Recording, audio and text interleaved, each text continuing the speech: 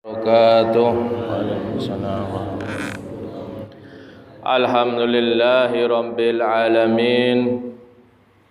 Wassalatu wassalamu ala asrafil anbiya'i wal mursalin wa ala alihi wa sahbihi ajma'in, amma ba'du. Rabbis rahli sadri wa yassir li amri wahlul 'uqdatam min lisani yafqahu qawli. Para jamaah yang dirahmati Allah Subhanahu wa ta'ala, alhamdulillahi rabbil alamin. Mudah-mudahan semua amal ibadah kita diterima oleh Allah Subhanahu wa ta'ala.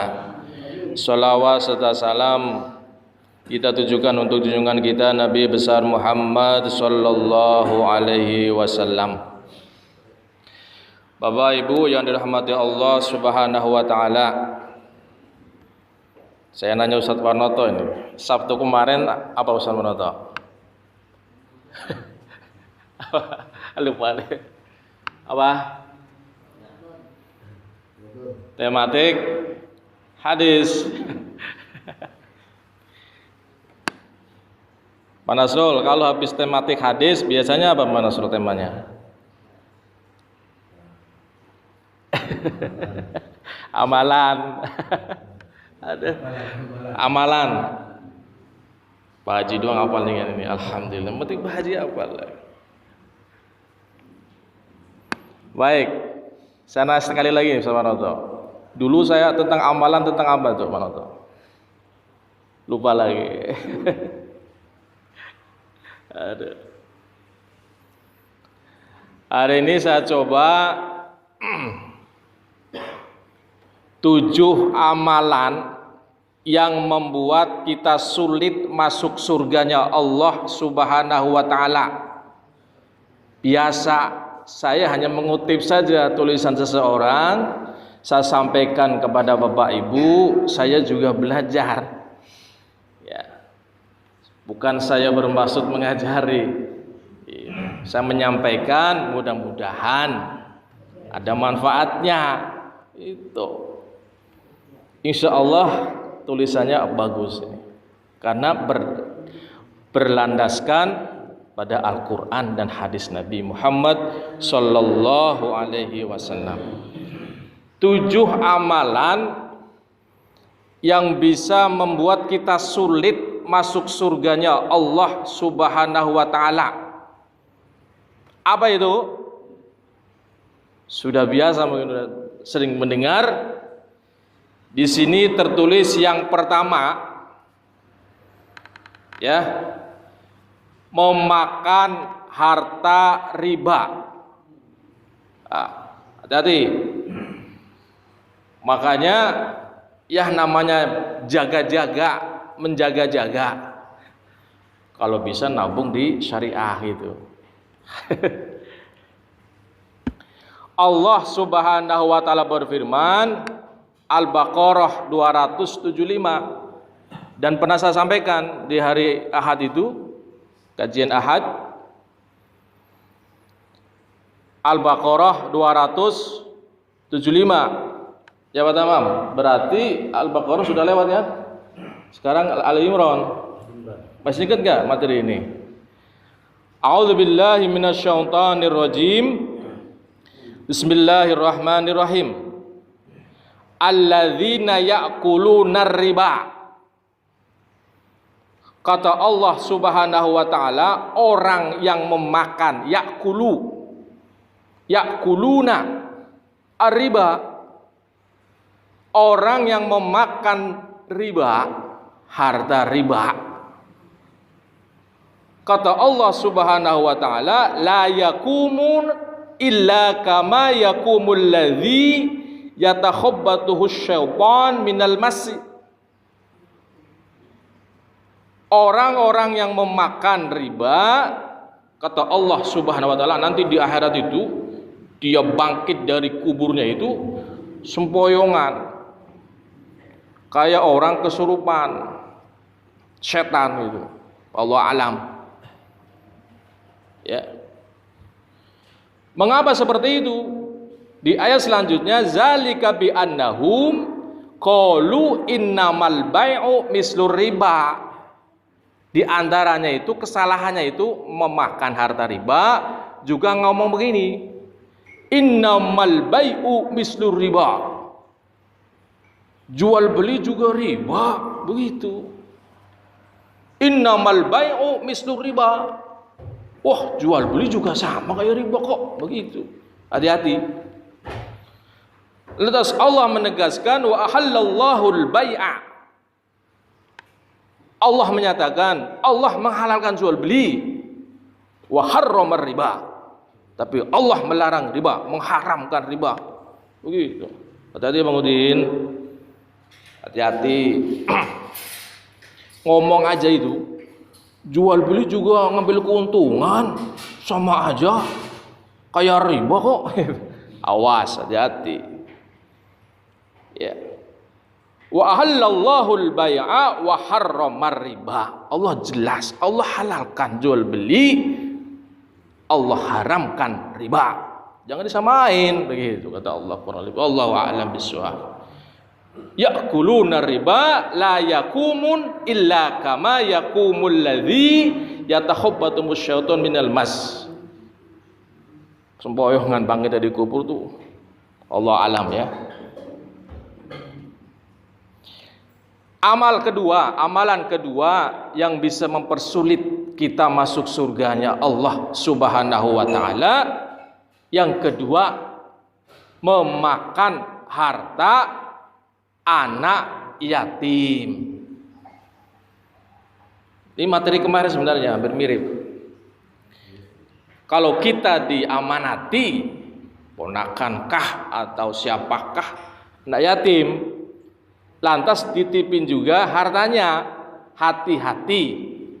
Kalau kita mampu, jangan sekali-kali makan harta mereka. Kalau miskin banget, ya kata Allah boleh, tapi jangan berlebihan. Itu Bang Udin. Luar biasanya orang yang diamanat anak yatim, tapi hati-hati. Salah sedikit aja kita menzalimi anak yatim yang ada di kita ini, misalnya neraka itu. Allah a'lam bishawab. Dalam surat An-Nisa ayat 10, Allah Subhanahu wa taala berfirman, a'udzubillahi minasyaitonir rajim, innalladzina ya'kuluna amwalal yatama. Sesungguhnya orang-orang yang memakan, yakulun lagi ini, amwalal yatama, harta anak yatim, zulman, secara zalim, tanpa izin, berbuat curang, gitu, zalim. Ya. Innama yakuluna fi butunihim naro. Kata Allah Subhanahu wa taala, itu harta yang dimakan itu, harta anak yatim yang dimakan itu dengan zalim itu, fi butunihim naro, api itu yang dimakan, di perutnya itu api itu. Wasayaslauna sa'ira, dan Allah menyatakan akan dimasukkan ke dalam neraka sa'ir. Mengurus anak yatim mulia itu, sehingga Rasulullah itu pernah menyampaikan, saya dengan yang mengurusi anak yatim itu seperti begini, telunjuk sama jari tengah ini, berjejer sama Rasulullah Sallallahu Alaihi Wasallam. Tapi yaitu resikonya, hati-hati. Innalladzina ya'kuluna amwalal yatama zulman innama ya'kuluna fi butunihim naro. Itu Pak Tamam ya. Luar biasa Pak Tamam. Kalau di rumah ada anak yatim, wah luar biasa itu. Cuman tadi ya, hati-hati. Amalan yang ketiga yang bisa menyulitkan kita masuk surganya Allah Subhanahu wa taala, meninggalkan sholat 5 waktu. Sholat cuma maghrib aja, 4-nya kemana? Kan pernah sampaikan, Islam Apa I-nya Pak Nasrul? I-nya apa? Isa. S-nya subuh.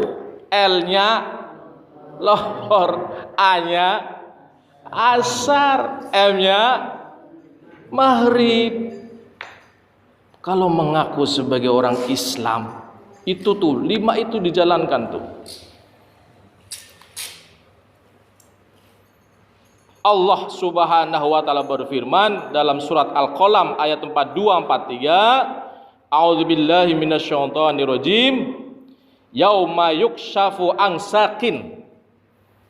Pada hari itu betis disingkapkan, wa yud'auna ila sujud, dan mereka dipanggil untuk bersujud, fala yastati'un. Ogah. Itu di akhirat nanti itu semua mereka disuruh bersujud waktu di dunianya, fala yastati'un, gak mau bersujud. Suruh sholat gak mau.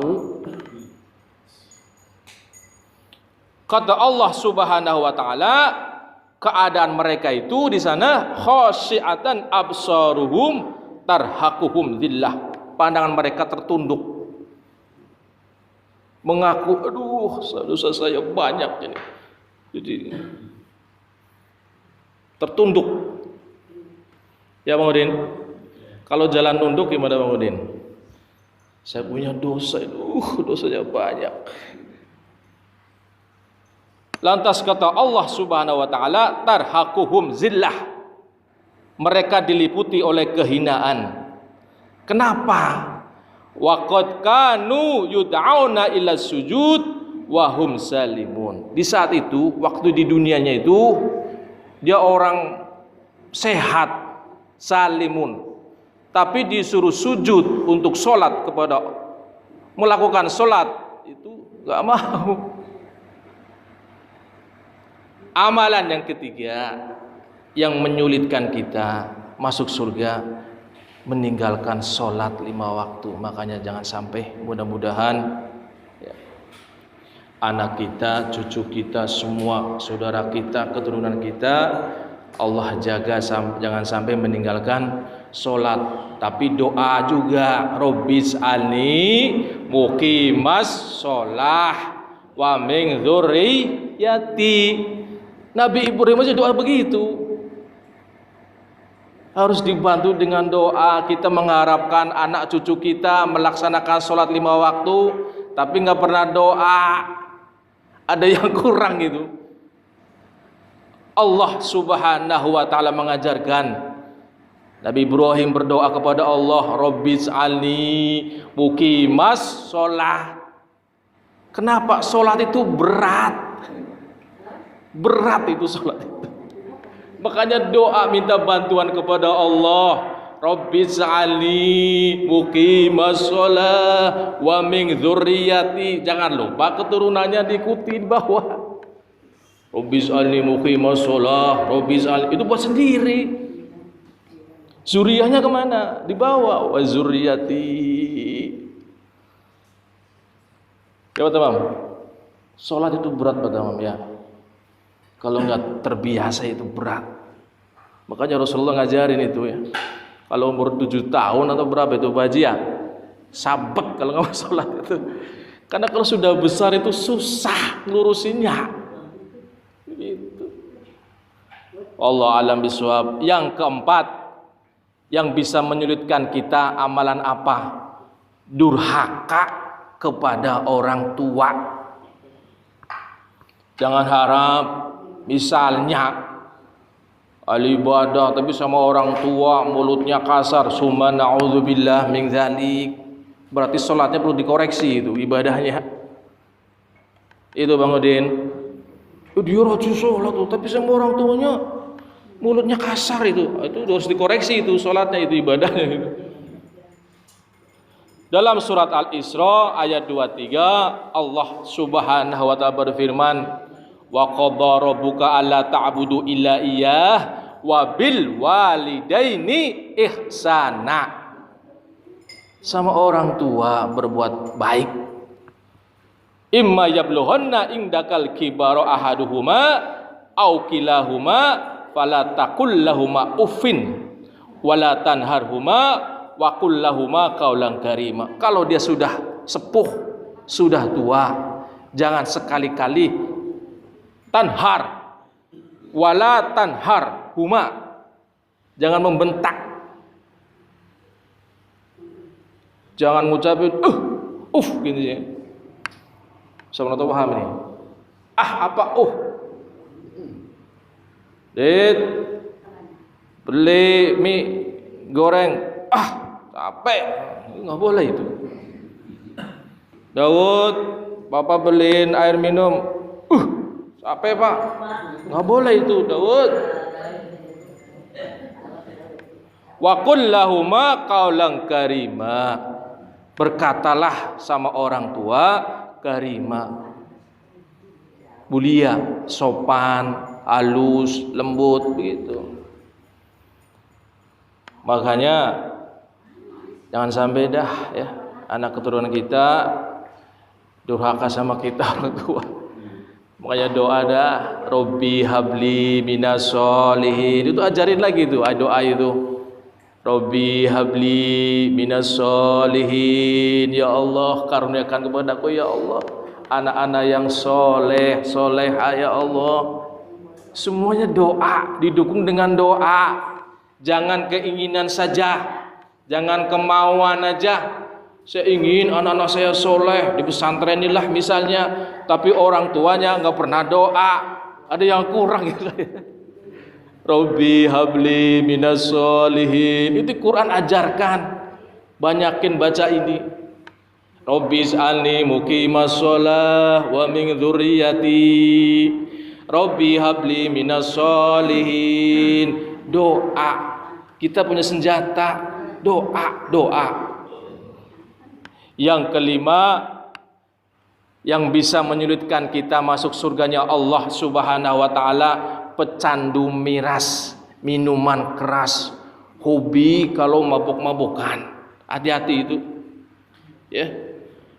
Sehingga Rasulullah sallallahu alaihi wasallam pernah bersabda, kata Rasulullah, hadis riwayat Abu Dawud dan Ibnu Majah, Allah melaknat peminum khamar,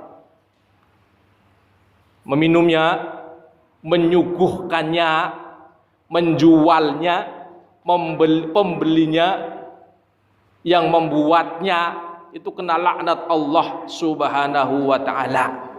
Komplit tuh semuanya tuh, yang bikin, yang nyuguhin, yang jual, yang beli, apalagi yang minum.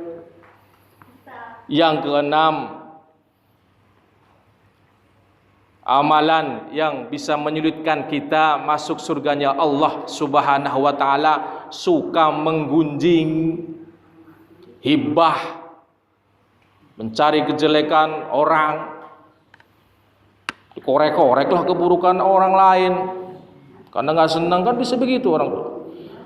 Al-Hujurat ayat 12, Allah Subhanahu wa ta'ala berfirman, a'udzubillahi minasyaitonir rajim, ya ayyuhalladzina amanu ijtanibu katsiran minaz-zanni inna ba'daz-zanni ismun.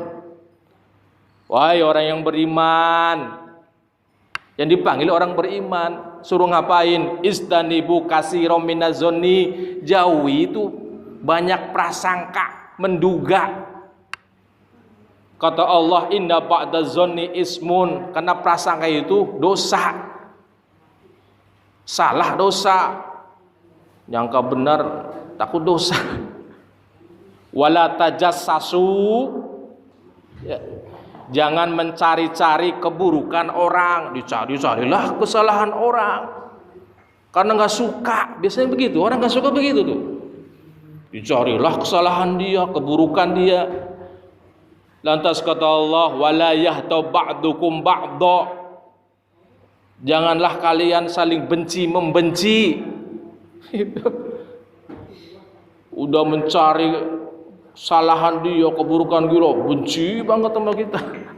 Summa na'udzubillah min dzalik, jangan sampai. Makanya ada doa itu Allah ajarkan, Rabbana ighfir lana wal ikhwanina alladzina sabaquna bil iman wala taj'al fi qulubina ghillan lil ladzina amanu. Ya Allah, jangan jadikan hati kami ya Allah dengki, enggak suka sama orang yang beriman ya Allah. Doa ini Quran diajarkan itu. Senjata kita sebagai orang mukmin agar menjadi mukmin yang baik, banyakin doa kepada Allah Subhanahu wa taala. Jangan sampai hati kita ada benci sama orang, apalagi orang beriman. Summa na'udzubillah, sesama mukmin benci pembencian ya Allah. Cari kesalahannya. Dan terakhir, Bangudin, amalan yang bisa menyulitkan kita masuk surganya Allah Subhanahu wa taala, melakukan tindakan korupsi, makan yang tidak halal. Dalam surat Ali Imran ayat 161 saya bacakan artinya, barang siapa yang berkhianat dalam urusan rampasan perang, maka pada hari kiamat ia akan datang membawa apa yang dikhianatinya. Rampasan perang dikorupsi. Kalau sekarang bukan harta rampasan perang, uang apa dikorupsi? Summa na'udzubillah min dzalik. Kata Allah Subhanahu wa taala, barang siapa yang berkhianat dalam urusan rampasan perang, maka pada hari kiamat ia akan datang membawa apa yang dikhianatinya. Summa na'udzubillah. Mudah-mudahan kita dijaga oleh Allah Subhanahu wa taala dari makan harta yang haram. Amin ya Allah ya rabbal alamin. Subhanakallahumma wa bihamdika asyhadu an la ilaha illa anta astaghfiruka wa atubu